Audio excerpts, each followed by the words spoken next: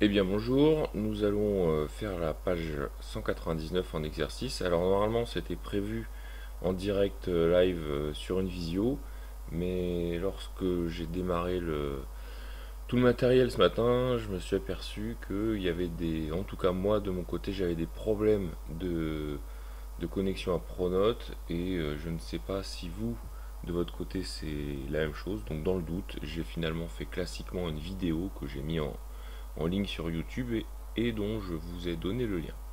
Donc je vous propose de faire les exercices page 199 et de regarder la correction que je m'apprête à faire directement. Alors on commence avec l'exercice 74. On nous demande, parmi les points qui sont placés sur le graphique, parmi les points A, B, C, D, E, F, quels sont ceux qui ont pour abscisse 2,3 et 2,7. Bon, alors il faut regarder les points A, B, C, D, E, F, d'accord, sur le graphique, on voit où ils sont, hein, je ne vais pas les surligner sinon on ne va plus rien voir. Et on demande de chercher les abscisses égales à 2,3 et 2,7. Alors avec la précision permise par le graphique, donc ici on a 2, ici on a 3, donc 2,3 ça doit être quelque part par là, hop, et 2,7 ça doit être quelque part par là, hop. Finalement 2,3 c'est l'abscisse du point D, 2,7 c'est l'abscisse du point E. Donc allons-y, donc D a pour abscisse 2,3 et une certaine ordonnée, et puis E a pour abscisse 2,7 et une certaine ordonnée également. On demande alors de comparer 2,3 au carré et 2,7 au carré. Alors, les points D et E appartiennent à la courbe représentative de la fonction carré. On sait que la fonction carré, donc la fonction qui a x associe x carré, est strictement croissante sur l'intervalle 2,3, 2,7. Sur cet intervalle-là, la fonction est strictement croissante. Donc les images sont rangées dans le même ordre que les antécédents.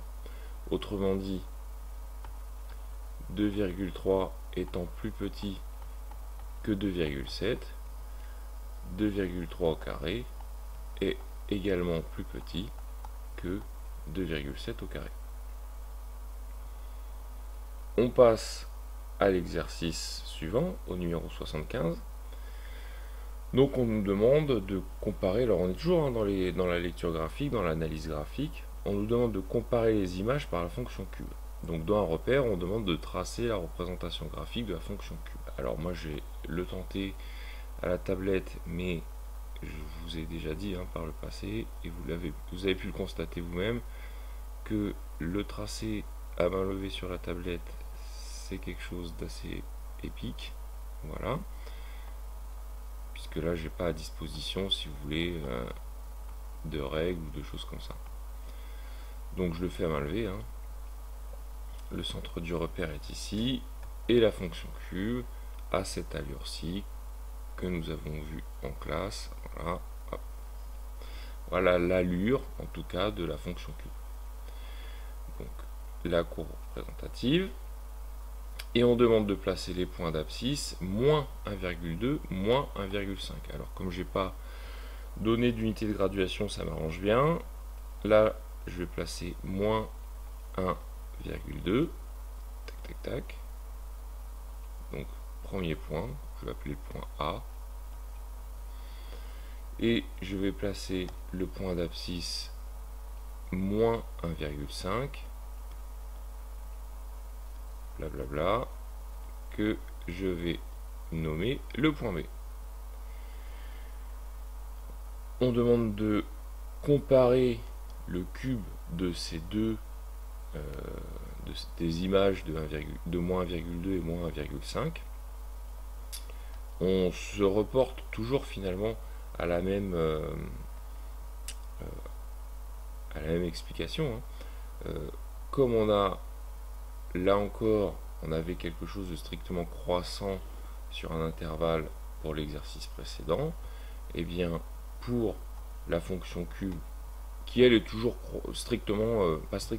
qui elle est toujours croissante sur l'intervalle, mais qui est strictement croissante en tout cas sur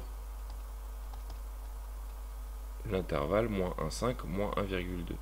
Donc la fonction qui à x associe x cube est strictement croissante également sur l'intervalle moins 1,5, moins 1,2. Attention, on est dans les négatifs, hein, donc moins 1,5 est plus petit que 1,2 quand même. Conduit à dire que effectivement moins 1,5 étant plus petit que moins 1,2 implique que moins 1,5 au cube est plus petit que moins 1,2 au cube. Exercice suivant, alors je vais dérouler un petit peu. Voilà. Exercice suivant, c'est parti. Donc on demande, parmi les graphiques ci-dessous, de résoudre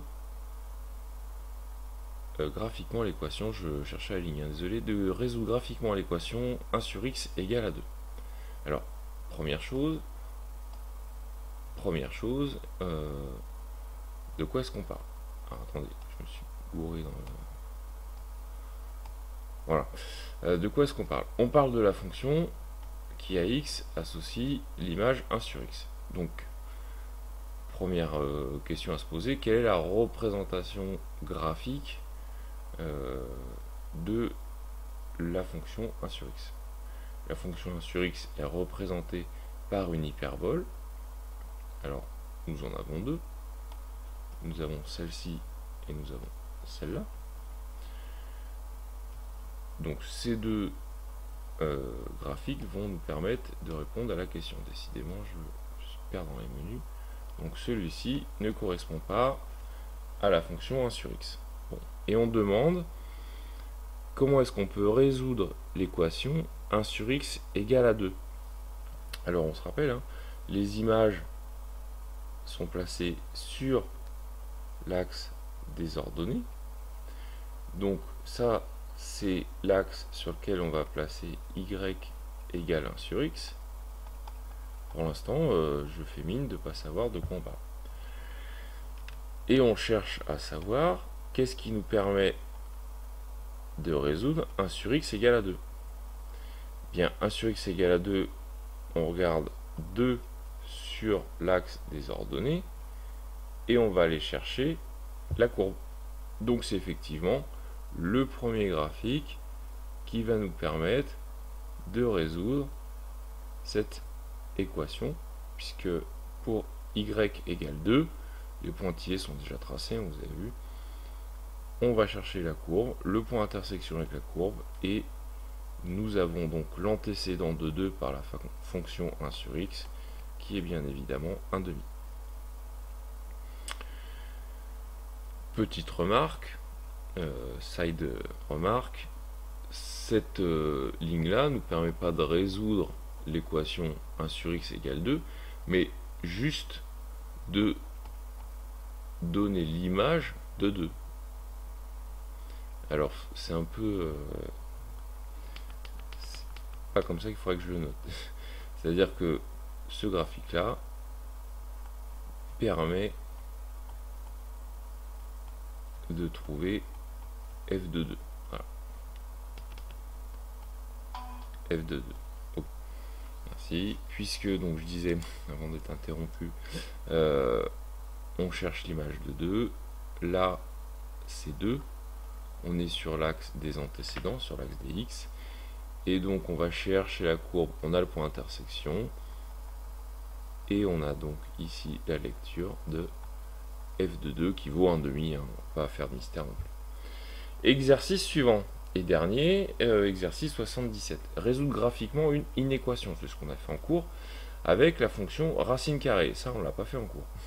Donc, la fonction racine carrée, allons-y. De quoi est-ce que ça parle? Quel est le graphique qui permet de résoudre l'équation y racine de x supérieure ou égale à 1,5? Bon, déjà, pas de bol. Les trois allures de graphiques là, qui sont présentées, a priori, représentent bien la fonction racine de x. Donc on ne peut pas en éliminer dès le départ. Bon, on procède de la même façon, c'est-à-dire, de quoi est-ce que l'on parle? On nous demande de résoudre racine de x supérieure ou égale à 1,5. Donc, je rappelle, hein, là, je vais représenter les images par la fonction. Donc, sur chaque axe, j'ai donc y égale racine de x. Voilà. Y égale racine de x. Et donc, on cherche la partie de ce graphique dont les images sont supérieures à 1,5. Donc on se place ici, vous voyez, ça commence mal. X0, on voit pas trop ce qu'un X0 vient faire ici, là, sur l'axe des Y. Donc on va oublier ce graphique là. Deuxième graphique, 1,5. On a bien placé le niveau 1,5 ici pour Y égale racine de X supérieur ou égal à 1,5. Donc ça correspond. Ça, ok, ça marche. Et là, on a bien placé aussi le niveau 1,5. Donc là aussi, ça marche. Malheureusement, dans le cas du dernier graphique, ça correspond pas trop à la... Si je surligne, là, ça fait quelque chose. Ouais, à peu près. Je sais pas si... Oui, si, on arrive à lire. Hein, bon. De toute façon, vous avez votre liste sous les yeux. Dans le dernier graphique, disais-je, ça ne correspond pas à la consigne, puisqu'on demande à ce que les images soient plus grandes que 1,5. Or, ici, on a un petit peu quand même colorié les images qui étaient inférieures. Donc, c'est tout simplement le troisième graphique qui correspond à la consigne, c'est-à-dire la lecture des images plus grandes que 1,5. On a bien les images plus grandes que 1,5 ici. On vient chercher sur la courbe, hop, le point d'intersection. On a l'antécédent de 1,5. Et la partie de la courbe qui était concernée par des images supérieures à 1,5. Hop, je vais me changer de couleur, pardon. C'est cette partie de courbe. Si, voilà, je sais pas si on voit bien, hein. Hop, on voit bien, mais c'est très moche, donc je vais essayer de le refaire, voilà. C'est cette partie de courbe-ci, et cette partie de courbe correspond à ces antécédents-là. Donc, l'intervalle solution de cette inéquation, il suffit de le lire sur l'axe, c'est ce que je viens de surligner. Tout simplement, les solutions sont tous les x qui appartiennent à l'intervalle x0 plus l'infini. Très bien, x0 c'est ce qui est noté ici, hein, x0. On ne voit plus rien, c'est rien que je le renote. La valeur exacte de x0, c'est l'antécédent par la fonction. Donc, l'antécédent, c'est la réciproque quelque part de la racine carrée. La réciproque de la racine carrée, c'est le carré. Donc, x appartient à racine carrée égale à 1,5. Ça veut dire que le carré lui-même, c'est 1,5 au carré, donc 2,25. Plus l'infini. Je ne sais pas si vous avez bien suivi la dernière explication. Je vais gommer un peu tous les traits là, qu'on puisse y voir un petit peu plus clair. Hop, je vais effacer tout ça là, voilà. Histoire de faire un peu de nettoyage. Très bien, qu'on puisse quand même comprendre le coût de ce 2,25. Donc, reprenons. Je disais tout simplement que si l'image vaut 1,5, c'est que l'antécédent est le nombre dont la racine est égale à 2,5. Je vais l'écrire à côté. C'est-à-dire que x est transformé en racine de x. Donc vous cherchez le x0 qui est transformé en 1,5. Quel est le contraire de la racine carrée? C'est le carré. C'est-à-dire que dans ce sens-là, hop, schlac. Dans ce sens-là, le y, c'est y carré. Donc, le carré de 1,5, c'est de 25. En effet, hop, en effet, 2,25 devient 1,5 par la fonction f, par la racine. Autrement dit, racine de 2,25 égale 1,5, d'où le 2,25 que j'ai noté en lieu et place du x0, c'est-à-dire ici.